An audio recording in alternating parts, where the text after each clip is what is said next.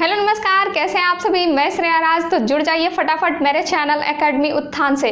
तो आज क्विज का पार्ट 12 आया है और आप लोगों को इसमें जम के जवाब देना है। तो जैसे आपने पिछले क्विजेज किए हैं, आज के भी वैसे ही क्विजेज हैं और ये आपके लिए बहुत इंपॉर्टेंट है, मोस्ट इंपॉर्टेंट है। मैं हमेशा कहती हूँ क्योंकि इसमें पहले के पार्ट से लेकर जो लेटेस्ट के पार्ट होते हैं मैं वो भी इसमें डालती हूँ। ये देखने में बहुत कम लग रहे हैं, आपको 18 दिख रहे होंगे, लेकिन जब मैं इसे डिटेल करूँगी तो ये बहुत ज़्यादा ही चले जाते हैं। मैं हर क्वेश्चन का 3 से 4 से 5 तक डिटेल कर देती हूँ। तो इसीलिए आपको इससे जुड़ना मस्ट है, क्योंकि इसमें क्या होगा कि एक तो आपने जो चीज़ें पढ़ी हैं, क्योंकि ये वैसे पार्ट है जो कि हर एग्जाम्स में पूछे जाते हैं। तो अगर आपने पढ़ा इसे तो एक तो आपका रिवीजन हो जाएगा, और अगर आपने नहीं पढ़ा है कुछ, अगर नई चीज़ें इसमें आती है तो आपको कुछ नया सीखने को मिल जाएगा। तो इस तरह से क्विज का यही मतलब होता है कि फन के साथ ही बहुत सारी चीज़ें सीख जाना। हमें पता भी नहीं चलता है कि आखिर हम किसी प्रकार की प्रेशर भी नहीं होता है कि हम ये क्या दे रहे हैं, क्विज दे रहे हैं, सेट लगा रहे हैं, और इन सब में क्या होता है कि हम बहुत सारी चीज़ें सीख जाते हैं। तो इसलिए आप लोग हर रोज़ मेरे क्विज से शाम 4 बजे लाइव जरूर जुड़िए। और अगर मेरे चैनल पे नए हैं तो चैनल को सब्सक्राइब कर दीजिएगा, बेल आइकन को प्रेस कर दीजिएगा और वीडियो को अंत तक देखिए। अच्छा लगेगा तो लाइक जरूर कीजिएगा, कमेंट करके भी जरूर बताइएगा। चलिए स्टार्ट करते हैं। और हाँ, अगर दिखेगा नहीं तो आप लोग वीडियो क्वालिटी जो है 480 कर लेंगे। मैं हर रोज़ बोलती हूँ कि जहाँ आपकी वीडियो चल रही है वहाँ पे साइड में 3 पॉइंट है जो ऊपर, उस पॉइंट पे क्लिक करेंगे तो वीडियो क्वालिटी का ऑप्शन आएगा जिसमें आप 480 कर लीजिए। आपको चीज़ें क्लियर दिखेंगी और आई पे भी किसी प्रकार का इफेक्ट नहीं पड़ेगा। तो चलिए अब स्टार्ट करते हैं आज का कुछ पार्ट 12। और मैंने 11 तक की प्लेलिस्ट भी बना दी है, तो जिनको भी रिवीजन करना है वहाँ से जाके कर सकते हैं, देख सकते हैं। तो अब देखिए, सबसे पहला क्वेश्चन, मैं 3 क्वेश्चन दी थी कल आपको कि आपको होमवर्क करना यानी कि कमेंट बॉक्स में जवाब देना। तो कुछ लोगों ने जवाब दिया था, जैसे राजा जयसपाल, प्रजापति, ड्रीम 11 गुरुजी, इन सब ने जवाब दिया था। और कुछ लोगों ने तो नहीं दिया, सब ऐसे ही स्किप करके निकल गए। तो आप लोग जरूर जवाब दीजिएगा, इनसे आंसर करना बहुत ज़रूरी है। इससे आपका कॉन्फिडेंस बढ़ेगा और आपकी तैयारी भी पता चलेगी कि कितनी तैयारी आप किए हैं। तो आज भी मैं 2-3 क्वेश्चन आपको दूंगी। तो चलिए सबसे पहले कल के क्वेश्चन का एनालिसिस कर लेते हैं। सर्वेंट ऑफ सोसाइटी की स्थापना किसने की? सर्वेंट सोसाइटी जो थी इसकी स्थापना किसने की? तो ये किसने की? गोपाल कृष्ण गोखले ने, गोपाल कृष्ण गोखले द्वारा इसकी स्थापना की गई। आप लोग भी ध्यान में रखेंगे, आंसर देंगे। तो गोपाल कृष्ण गोखले द्वारा इसकी स्थापना की गई। तो ये कब की गई स्थापना? तो ये 12 जून 1905 ईस्वी को, 12 जून 1905 ईस्वी को पुणे महाराष्ट्र में की गई। पुणे महाराष्ट्र में इसकी स्थापना की गई 12 जून 1905 ईस्वी को। अब गोपाल कृष्ण गोखले के बारे में एक बात और जान लेते हैं कि गोपाल कृष्ण गोखले जो थे ये महात्मा गांधी के राजनीतिक गुरु थे। एक क्वेश्चन बार बार ये पूछा जाता है कि महात्मा गांधी के राजनीतिक गुरु कौन थे? तो ये गोपाल कृष्ण गोखले थे। महात्मा गांधी के राजनीतिक गुरु थे ये गोपाल कृष्ण गोखले, आप इसे ध्यान में रखिएगा, राजनीतिक गुरु थे। और इसके अलावा एक ये भी पूछा जाता है कि गोपाल कृष्ण गोखले के गुरु कौन थे? गोपाल कृष्ण गोखले जी के गुरु कौन थे? तो ये गोविंद रानाडे थे, गोविंद रानाडे थे। आप ध्यान में रखिएगा, इसे भी, इस क्वेश्चन को भी पूछा जाता है। तो इस तरह से महात्मा गांधी के गुरु गोपाल कृष्ण गोखले हो गए और गोपाल कृष्ण गोखले के गुरु गोविंद रानाडे हो गए। और इन्होंने सर्वेंट सोसाइटी की स्थापना की 12 जून 1905 ईस्वी को पुणे महाराष्ट्र में। सर्वेंट ऑफ सोसाइटी का एक ही मतलब था कि इसमें जो भी जुड़े हुए थे, जो भी युवा इसमें ऐड थे, सबका बस एक ही मकसद था कि निस्वार्थ भाव से देश की सेवा करना है, निस्वार्थ भाव से समाज की सेवा करना है, जैसा कि नाम से ये स्पष्ट होता है, सर्वेंट ऑफ सोसाइटी। तो चलिए अब दूसरा नंबर क्वेश्चन देखते हैं कि लीजन ऑफ मेरिट पुरस्कार किसे दिया गया? लीजन ऑफ मेरिट पुरस्कार जो है ये किसे दिया गया? तो ये दिया गया नरेंद्र मोदी को। नरेंद्र मोदी जो हमारे देश के पीएम हैं, उन्हें ही दिया गया लीजन ऑफ मेरिट पुरस्कार। और ये अमेरिका द्वारा दिया गया। अमेरिका के जो भूतपूर्व राष्ट्रपति रह चुके हैं डोनाल्ड ट्रंप, इन्हीं डोनाल्ड ट्रंप के द्वारा दिया गया ये पुरस्कार नरेंद्र मोदी को। और अभी जो वर्तमान में अमेरिका के राष्ट्रपति हैं जो बाइडन हैं, 46 नंबर के राष्ट्रपति और सबसे वृद्ध राष्ट्रपति भी हैं ये जो बाइडन।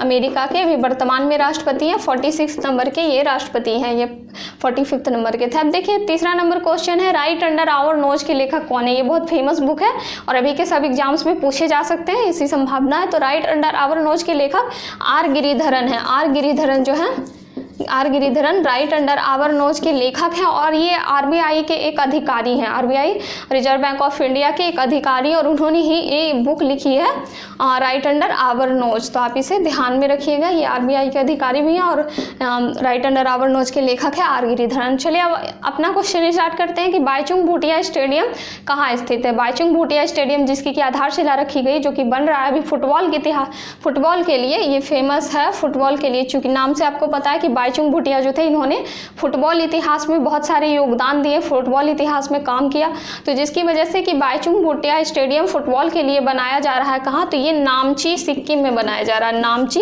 सिक्किम का एक इलाका है नामची, वहीं पे ये बाईचुंग भूटिया स्टेडियम बनाया जा रहा है सिक्किम में, तो आप इसे ध्यान में रखेंगे। उसके बाद देखिए फुटबॉल इतिहास में सर्वाधिक गोल किसने किया, क्योंकि ये हर साल बदलते रहते हैं इसलिए 2020, 2021 ये सब आपको अपडेट रहना पड़ेगा। और फुटबॉल इतिहास में जो भी सर्वाधिक गोल किया है ये किया है क्रिस्टियानो रोनाल्डो। आप लोग के फेमस होंगे, ये फेवरेट होंगे footballer Cristiano Ronaldo. Cristiano Ronaldo ने फुटबॉल इतिहास में सर्वाधिक गोल किया और इसने किनके रिकॉर्ड को तोड़ा, तो एक पेले जो है, पेले, इन्होंने पेले के रिकॉर्ड को तोड़ा। पेले ने अभी तक में 767 गोल किया था और इस बार क्रिस्टियानो रोनाल्डो ने 2021 का जो ये अपडेट है इसमें 770 गोल करके पेले का रिकॉर्ड तोड़ दिया। इससे पहले अगर बात करें 2020 की, तो 2020 में सबसे ज़्यादा जो रिकॉर्ड था वो जोसेफ बिकान के नाम था 759 गोल, और उसी को भी क्रिस्टियानो रोनाल्डो ने उस गोल को भी तोड़ा 760 गोल बनाकर। तो इस तरह से क्रिस्टियानो रोनाल्डो जो है ये अभी सर्वाधिक फुटबॉल इतिहास में गोल किए हैं, रिकॉर्ड तोड़ दिया इनका। और उसके बाद ये पुर्तगाल के हैं, पुर्तगाल के, कभी कभी ये भी पूछा जाता है कि ये खिलाड़ी किस कंट्री से रिलेटेड है, तो ये पुर्तगाल के हैं, जहाँ की यूएनओ के महासचिव एंटोनियो गुटेरेस जो पुर्तगाल के, वो ये भी पुर्तगाल के हैं। इसके अलावा अगर क्रिस्टियानो रोनाल्डो के बारे में देखा जाए तो इन्हें गोल्डन फुट अवार्ड मिला है, गोल्डन फुट अवार्ड भी मिला है क्रिस्टियानो रोनाल्डो को, तो ये चीज़ें आप ध्यान में रखेंगे। उसके बाद देखिए जो क्वेश्चन है कि WTO का मुख्यालय कहाँ है। WTO जो है इसका मुख्यालय कहाँ है। WTO का सबसे पहले फुल फॉर्म जानते हैं, world trade organisation, world trade organisation, विश्व व्यापार संगठन। ये विश्व व्यापार संगठन है WTO, वर्ल्ड ट्रेड ऑर्गेनाइजेशन, जो कि व्यापार को नियंत्रित करता है, व्यापार के बारे में देखरेख करता है। तो वर्ल्ड ट्रेड ऑर्गेनाइजेशन, इसका मुख्यालय कहाँ है, इसका मुख्यालय है जेनेवा स्विट्जरलैंड में, जेनेवा स्विट्जरलैंड में। WHO का मुख्यालय भी वहीं है, ज़्यादातर मुख्यालय जेनेवा, स्विट्जरलैंड, न्यूयॉर्क यही सब में है। तो WTO का जो मुख्यालय है वो वर्ल्ड ट्रेड ऑर्गेनाइजेशन, इसका मुख्यालय जेनेवा स्विट्जरलैंड में। अगर इसकी स्थापना की बात की जाए तो WTO की जो स्थापना हुई थी 1 जनवरी 1995 ईस्वी को, 1 जनवरी 1995 ईस्वी को WTO की स्थापना हुई। अब देखिए सिंधु जल समझौता, सिंधु जल समझौता कब हुआ, क्या है, इसके बारे में थोड़ा सा जान लेते हैं।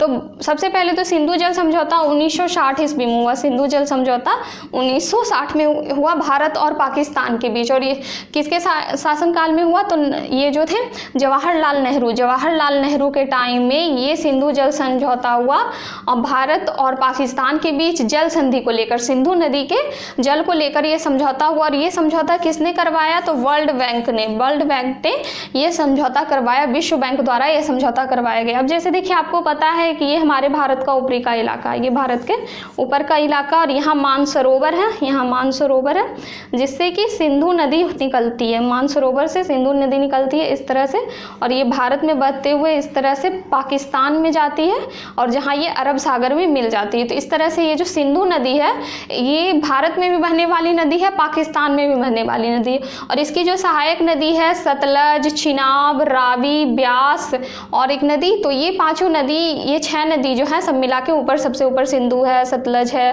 रावी है, चिनाब है, तो ब्यास है, ये सारी जो नदियां हैं इन्हीं को लेकर, इन्हीं के पानी को लेकर भारत और पाकिस्तान के बीच एक समझौता कराया गया 1960 ईस्वी में, जिसमें कहा गया कि ऊपर से लेकर 3 नदियां, ऊपर से ले, जब मैं भारत की नदियों के बारे में पढ़ाऊंगी तो इसमें डिटेल से आपको बताऊंगी। तो ऊपर से जो 3 नदियां जैसे सिंधु हो गया, सतलज हो गया, रावी हो गया, ये सब, तो ऊपर की 3 नदियों का 80% जल जो होगा वो पाकिस्तान को मिलेगा और 20% जल जो होगा वो भारत को मिलेगा। और नीचे की 3 नदियां जो शेष बच जाती है उसका 20% पानी जो है वो 80% पानी इंडिया को मिलेगा और 20% पानी जो है ये पाकिस्तान को मिलेगा। ऐसा समझौता किया गया। तो इसी को लेकर ये समझौता किया गया, लेकिन अभी भी कभी कभी भारत और पाकिस्तान के बीच बीच इस जल के विवाद को लेकर हो ही जाता है कुछ ना कुछ। अगर सिंधु नदी की लंबाई की बात की जाए तो इसकी लंबाई 2880 किलोमीटर है, चूँकि इसकी लंबाई यहाँ पे सबसे ज़्यादा है, चूँकि गंगा की लंबाई 2550 किलोमीटर है, लेकिन फिर भी ये भारत और पाकिस्तान दोनों में बहती है, जिसकी वजह से कि ये भारत की सबसे लंबी नदी नहीं है। तो अब देखिए ये हो गया। अब देखते हैं रतले पनबिजली परियोजना किस नदी पर है। रतले पनबिजली परियोजना जो है ये चिनाब नदी पर बनाई गई परियोजना है। चिनाब नदी पर ये परियोजना बन रही है, रतले पनबिजली परियोजना। और ये जम्मू कश्मीर के किश्तवाड़ जिले, जम्मू कश्मीर के जो ज़िले हैं किश्तवाड़, इस किश्तवाड़ जिले में ये पनबिजली परियोजना बनाई जा रही है। 850 मेगावाट यानी 850 मेगावाट की ये परियोजना बनाई जा रही है किश्तवाड़ जिले में, और ये चिनाब नदी पर है रतले पनबिजली परियोजना। ये लेटेस्ट का क्वेश्चन है, इसीलिए आप इसे ध्यान में रखेंगे। अब देखिए एक और मुख्यालय आ गया UNEP का मुख्यालय। UNEP का मतलब सबसे पहले जान लेते हैं। तो united nation environment programme, united nation environment programme, united nation environment programme, संयुक्त राष्ट्र पर्यावरण कार्यक्रम। संयुक्त राष्ट्र पर्यावरण जो कि पर्यावरण को लेकर सक्रियता दिखाता है, पर्यावरण को लेकर जागरूकता फैलाता है, उसका संरक्षण करता है। तो यही UNEP का मुख्यालय कहाँ है? ये नैरोबी केन्या में, नैरोबी केन्या में इसका मुख्यालय है UNEP का मुख्यालय। ये इस बार के NTPC के एग्जाम में भी पूछा गया कि UNEP का मुख्यालय कहाँ है?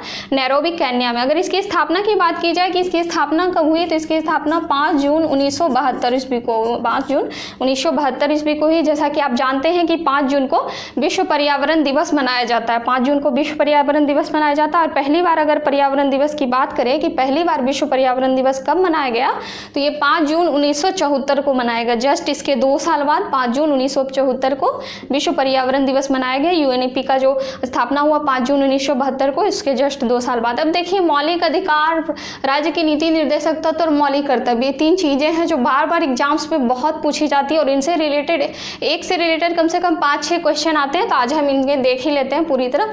तो अब देखिए मौलिक अधिकार को देखते हैं। सबसे पहले तो देखते हैं कि मौलिक अधिकार लिया कहाँ से गया, क्योंकि हम जानते हैं कि हमारे जो संविधान है, जब संविधान का निर्माण हो रहा था तो अन्य देशों से बहुत सारी चीज़ें ली गई, जैसे कि मौलिक अधिकार हो गया, मौलिक कर्तव्य भी लिया गया, नीति निर्देशक तो इस तरह से आपात उपबंध, बहुत सारे देशों से जो भी अच्छी चीज़ें लगी हमें, वो हमारे देश ने, हमारे देश के जो संविधान सभा थे उन्होंने ले लिया, अपना लिया। तो इसी तरह से ये मौलिक अधिकार जो ये कहाँ से लिया गया, तो ये अमेरिका से लिया गया। ये मौलिक अधिकार अमेरिका से लिया गया, USA से। और यदि बात की जाए कि मौलिक अधिकार संविधान के किस भाग में है, तो ये भाग 3 में है। मौलिक अधिकार संविधान के भाग 3 में है। अगर अनुच्छेद की बात करें तो अनुच्छेद 12 से 35 के बीच, अनुच्छेद 12 से 35 के बीच है मौलिक अधिकार, जिसमें कि नागरिकों को आम अधिकार दिए गए हैं, यानी कि आम नागरिक जो है उन्हें क्या क्या अधिकार दिए गए हैं, तो इनका वर्णन किया गया अनुच्छेद 12 से 35 के बीच, और ये भाग 3 में है। और यदि बात की जाए कि वर्तमान में कितने मौलिक अधिकार हैं, तो वर्तमान में 6 मौलिक अधिकार है। वर्तमान में 6 मौलिक अधिकार है। लेकिन जब इसका निर्माण हुआ था, यानी कि जब मौलिक अधिकार को लिया गया मूल संविधान में, जो ये मौलिक अधिकार थे, उस समय 7 मौलिक अधिकार थे। 7 मौलिक अधिकार थे मूल संविधान में। लेकिन चूंकि आपको पता है कि हमारे संविधान में हमेशा कुछ चीज़ों को लेकर संशोधन होते रहता है कि ये चीज़ ठीक नहीं है तो चलो इसे हटाया जाए, ये कुछ नया जोड़ा जाए। तो वही एक संशोधन हुआ था संविधान में, 44वां संविधान संशोधन 1978 में। 44वां संविधान संशोधन 1978 में हुआ था, जिसमें कि 7वें नंबर का मौलिक अधिकार जिसे कह सकते हैं, 7वां मौलिक अधिकार जो था संपत्ति का अधिकार। संपत्ति का अधिकार यानी कि संपत्ति का अधिकार जो था वो मौलिक अधिकार के अंतर्गत आता था। तो इसी संपत्ति के अधिकार को 44वें संविधान संशोधन 1978 द्वारा हटा दिया गया, यानी कि इसे मौलिक अधिकार की श्रेणी से हटाकर विधिक अधिकार यानी कानूनी अधिकार में डाल दिया गया इस संपत्ति के अधिकार को, और अनुच्छेद 300 के ए में डाल दिया गया। यानी कि अभी अगर बात की जाए कि मौलिक अधिकार कितनी है, तो अभी मौलिक अधिकार 6 है, और ये जो संपत्ति का अधिकार है ये एक विधिक अधिकार है जो अनुच्छेद 300 के ए में डाला गया। तो आपको ध्यान रखना है, मौलिक अधिकार अमेरिका से लिया गया है, भाग 3 में अनुच्छेद 12 से 35 के बीच है, और अभी वर्तमान में 6 है। 7वां जो था उसे 44वां संविधान संशोधन 1978 द्वारा हटाकर 300 के ए में विधिक अधिकार में डाल दिया गया। तो ये चीज़ आपको ध्यान में रखनी है। अब देखिए राज्य के नीति निर्देशक तत्व जिसे कि DPSP भी कहते हैं, DPSP directive principle of state policy. तो राज्य की नीति निर्देशक तत्व है जिसमें कि राज्यों को क्या अधिकार दिए गए हैं आम नागरिक के द्वारा, ये सारी चीज़ों का वर्णन है। तो अब देखिए ये किस संविधान से लिया गया, किस देश से लिया गया है, तो ये आयरलैंड से लिया गया है राज्य की नीति निर्देशक तत्व। और यदि इसकी भाग की बात की जाए तो ये भाग 4 में है। अनुच्छेद की बात की जाए तो अनुच्छेद ये 36 से 51 के बीच है, यानी कि 36 से 51 के बीच मौलिक अधिकार राज्य की नीति निर्देशक तत्व का वर्णन किया गया है। अब देख लीजिए इसमें मौलिक कर्तव्य के बारे में अगर हम बात करें तो मौलिक कर्तव्य कहाँ से लिया गया, तो मूल संविधान में मौलिक कर्तव्य नहीं थे, यानी कि जब संविधान लागू हुआ, जब संविधान बना 26 नवंबर 1949 ईस्वी को और 26 जनवरी को लागू हुआ, तो उस समय ये जो मौलिक कर्तव्य थे नहीं थे, ये बाद में जोड़ा गया। तो एक समिति थी, चूंकि आपको मैं बार बार कहती हूँ कि हर चीज़ को निर्माण करने के लिए, हर चीज़ लागू करने के लिए पहले समिति बनाई जाती है। तो एक समिति थी सरदार स्वर्ण सिंह समिति, सरदार स्वर्ण सिंह समिति। और इसी समिति के अनुशंसा पर, इसी समिति की बात पर मौलिक कर्तव्य को अपनाया गया। कब, तो 42वां संविधान संशोधन, 42वां संविधान संशोधन जो 1976 में हुआ, तो इसमें मौलिक कर्तव्य को लिया गया। तो ये कहाँ से लिया गया, तो ये रूस से लिया गया मौलिक कर्तव्य को, 42वां संविधान संशोधन 1976 में। और यदि उस समय की बात की जाए कि जब ये लिया गया तो उस समय कितने मौलिक कर्तव्य थे, तो उस समय टोटल 10 मौलिक कर्तव्य थे, टोटल 10 मौलिक कर्तव्य थे। लेकिन फिर एक संशोधन हुआ इसमें, इस मौलिक कर्तव्य में भी संशोधन हुआ, जिसमें कि 86वां संविधान संशोधन, 86वां संविधान संशोधन 2002 में हुआ, जिसमें कि शिक्षा का अधिकार, यानी कि शिक्षा के अधिकार को इसमें डाला गया अनुच्छेद 21 के ए में, अनुच्छेद 21 के ए में शिक्षा के अधिकार को इसमें सम्मिलित किया गया, जिसका कि बाद में अधिनियम भी बना, जिसे RTE कहते हैं, right to education, RTE right to education 2009 ईस्वी में अधिनियम लाया गया। तो इस तरह से जो 10 मौलिक कर्तव्य थे ये 11 मौलिक कर्तव्य हो गए। 86वां संविधान संशोधन 2002 द्वारा 21 के ए में शिक्षा का अधिकार जोड़ दिया गया। अब देखिए IPL की बात करते हैं, लेकिन इससे पहले ये तीनों जो हैं आप इन तीनों को नोट कर लीजिएगा एक जगह, ताकि आप आगे कभी आपको कन्फ्यूजन ना हो, आपको आराम से ध्यान रहे, क्योंकि ये सारे क्वेश्चंस एक एक करके ये सब पूछे जाते हैं। हर एक एग्जाम में आप देखे होंगे प्रीवियस ईयर, तो उसमें देखे होंगे कि हर किसी में पूछे जाते हैं। अब देखिए IPL का 13वां सीजन कहाँ हुआ, चूंकि आपको पता है कि यदि आप 2021 में कोई एग्जाम देने वाले हैं तो ये जो करंट अफेयर्स है ये 2020 से भी पूछेगा और 2021 से भी पूछेगा। अगर आप 22 में एग्जाम देने वाले हैं तो 2021 का करंट अफेयर्स भी पूछेगा और 2022 का भी पूछेगा। तो इसीलिए आपको पढ़ना है 2020 का करंट अफेयर्स भी और 2021 का करंट अफेयर्स भी। तो अब देखिए IPL का जो 14वां सीजन है ये तो टल गया, अभी हो नहीं रहा है कोविड की वजह से। तो IPL का जो 13वां सीजन है ये कहाँ हुआ, तो ये संयुक्त अरब अमीरात में हुआ, UAE में, यानी कि संयुक्त अरब अमीरात में हुआ। लिख देती हूँ पूरा नाम में, संयुक्त अरब अमीरात में ये IPL का 13वां सीजन हुआ। और इसमें विजेता कौन रहा, क्योंकि विजेता से भी क्वेश्चन पूछा जाता है, तो मुंबई इंडियंस जो है ये इसकी विजेता रहा। संयुक्त अरब अमीरात में हुआ था 13वां सीजन। और इसमें 2 क्वेश्चन और ये भी आते हैं, एक तो पहले इसके स्पॉन्सर के बारे में, तो ड्रीम 11 जो था इसका स्पॉन्सर था, ड्रीम 11 जो था ये इसका स्पॉन्सर था। अगर स्पॉन्सर के बारे में पूछा जाए तो इसका स्पॉन्सर जो था वो ड्रीम 11 था, ड्रीम 11 था। और यदि इसमें पूछा जाए 2 क्वेश्चन और पूछा जाता है, NTPC में हाल में पूछा गया कि इसमें ऑरेंज कैप किसे मिला, ऑरेंज कैप किसे मिला, तो ये मिला KL राहुल को, KL राहुल को ऑरेंज कैप मिला। और यदि पर्पल कैप की बात की जाए, पर्पल कैप, तो ये रवाडा को मिला। तो आपको इससे ये 5 क्वेश्चन याद रखना है कि IPL का 13वां सीजन संयुक्त अरब अमीरात में हुआ, इसमें मुंबई इंडियंस विजेता रही और इसका स्पॉन्सर ड्रीम 11 था, ऑरेंज कैप KL राहुल को मिला और पर्पल कैप रवाडा को मिला। तो इसे आप ध्यान में रखेंगे। अब देखिए उज्ज्वला योजना से भी क्वेश्चन आता है। तो ये कब शुरुआत हुई, तो ये 1 मई 2016 को, 1 मई 2016 को ये बलिया यूपी से, यूपी का एक इलाका बलिया है, वहीं से ये शुरुआत हुआ उज्ज्वला योजना, जिसमें कि LPG गैस कनेक्शन से रिलेटेड ये योजना है, LPG गैस से रिलेटेड ये योजना है। और इसका नारा था स्वच्छ ईंधन बेहतर जीवन, स्वच्छ ईंधन बेहतर जीवन। इसका ये नारा था और ये बलिया यूपी से शुरू हुआ 1 मई 2016 ईस्वी को, तो इसे आप ध्यान में रखिएगा। अब देखिए आरबीआई का गठन कब हुआ, तो आरबीआई के गठन की लंबी चौड़ी कहानी है, तो मैं इसे बता ही देती हूँ। बहुत सारे आज ऑब्जेक्टिव हो जाएंगे, आप सबको नोट कर लीजिएगा, बहुत काम का है ये। अलग से एक नोटबुक ही बना लीजिए आप क्विज का, जिसमें आप पर डे कीजिएगा और उसमें फ्रेश कॉपी, चूँकि यहाँ तो देखिए पूरा खिचड़ी बन जाता है। अगर आप स्क्रीनशॉट भी लीजिएगा तो आपको बाद में 2-4 दिन बाद कुछ चीज़ें कन्फ्यूजन हो जाएंगी, क्योंकि जगह की कमी, इतना कम में इतना सारा क्वेश्चन डालना मुश्किल होता है। तो आप क्या कीजिए कि एक फ्रेश कॉपी बना लीजिए, जिसमें कि सारी चीज़ें एक बार एक करके लिख लीजिए। क्वेश्चन आपको बहुत काम में आने वाले हैं। जब एग्जाम्स होगा तो एग्जाम से कुछ दिन पहले आप इसका आराम से रिवीजन भी कर सकते हैं। तो इसीलिए मेरी तो एक ही गुजारिश है आपसे कि आप इसके नोट्स जरूर बना लें, नोट जरूर कर लें। तो अब देखिए आरबीआई के गठन की बात करें तो आरबीआई का जो गठन हुआ वो अधिनियम 1934, अधिनियम 1934, एक्ट 1934 के तहत। मैं हमेशा आपको बताती हूँ कि किसी भी चीज़ के गठन से पहले उसका अधिनियम बनाया जाता है। तो ये जो 1934 के अधिनियम के तहत आरबीआई का गठन हुआ, और ये गठन कब हुआ, तो ये 1935 में हुआ। 1935 में इसका गठन हुआ। और यदि इसके राष्ट्रीयकरण की बात की जाए, राष्ट्रीयकरण 1 अप्रैल 1935 को गठन हुआ।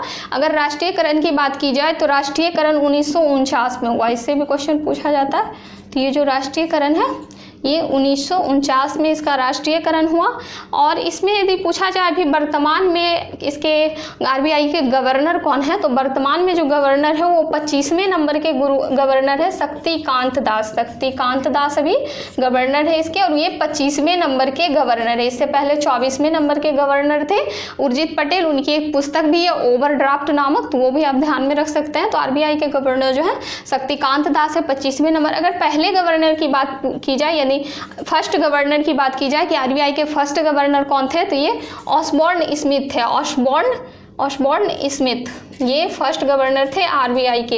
अगर पूछा जाए कि पहले भारतीय गवर्नर कौन थे, जो कि ये भारतीय नहीं थे, ये विदेशी गवर्नर थे, तो यदि भारतीय गवर्नर की बात पूछी जाए कि पहले भारतीय गवर्नर कौन थे, तो आप याद रखिएगा कि पहले भारतीय गवर्नर जो थे वो सीडी देशमुख थे। सीडी देशमुख थे पहले भारतीय गवर्नर। तो इस तरह से आपको ध्यान रखना है कि 1934 के एक्ट के तहत 1935 में इसका गठन हुआ, 1949 में राष्ट्रीयकरण हुआ इसके गवर्नर के बारे में। और इसमें एक क्वेश्चन और आता है कि इसके गठन के लिए, यानी कि RBI reserve bank of India के गठन के लिए कौन सी समिति बनाई गई, तो आपको पता है यंग हिल्टन समिति। यंग हिल्टन समिति बनाई गई इसके लिए, यंग हिल्टन समिति।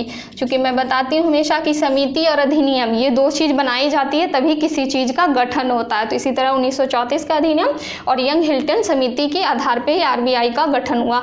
अब देखिए यहाँ आपको 3 क्वेश्चन दिख रहा होगा। 16 नंबर की अंतर्राष्ट्रीय चावल अनुसंधान केंद्र कहाँ स्थित है। दूसरा Manohar Parrikar of the record के लेखक कौन है। और तीसरा डिएगो माराडोना कहाँ के खिलाड़ी हैं। तो इन 3 क्वेश्चन का आंसर आपको करना है।